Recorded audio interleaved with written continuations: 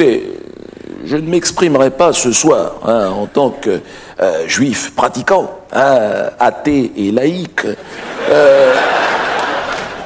mais en tant que citoyen français. Heurté, voyez-vous, au plus profond de lui-même par cette agression anti-juive sans précédent depuis 60 ans. Ne me coupez pas. Quand je parle, ne me coupez pas la parole. Et vous, ce soir, j'ai mal. Et la douleur qui m'accompagne ne date pas d'hier. Elle vient ponctuer 100 000 ans de persécution. 100 000... Ne me parlez pas! Je vous ai dit de ne pas couper la parole. Ah, mais oui, mais c'est emmerdant. Eh oui, les présentateurs, eh bien, ils se déplacent. Je ne veux pas l'avoir dans le champ de la caméra, voilà. Allez, je reprends. J'en étais où, là? 100 000 ans, voilà, d'accord. 200 000, tiens, je vais dire 200 000.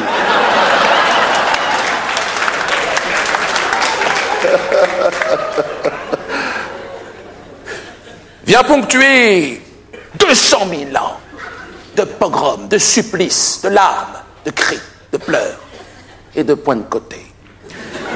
L'inconcevable, l'inadmissible a pourtant une fois été franchi et à une heure de grande écoute. L'attentat atroce, l'exploit antisémite unique dont s'est rendu coupable notre ami Chocolat marquera à jamais ce millénaire qui débute. Mais ce qui me peine le plus, c'est cette ingratitude caractérisée du nègre d'Afrique envers son bienfaiteur, le peuple élu d'Israël. Oui, monsieur. Oui, monsieur. Oui, monsieur.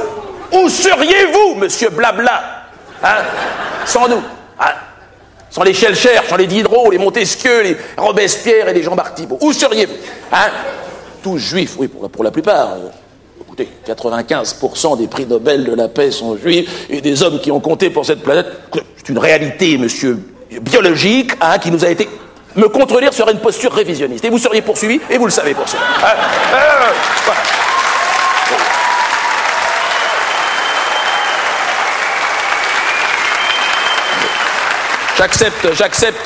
J'accepte vos excuses. Voilà, plus bas quand même. Rampez sur le sol. Voilà. Alors, mais là n'est pas, voyez-vous, la question. Comment dire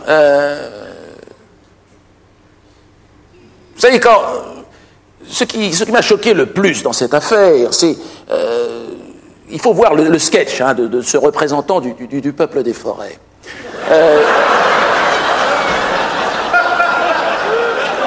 Car effectivement...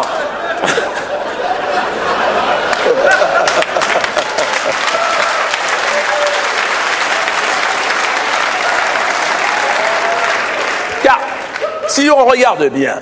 Quand il conclut cette singerie nauséabonde par ce Haïl Israël, Haïl Israël, si, il a fait dire à son personnage Haïl, ah si, écoutez, tout le monde l'a entendu.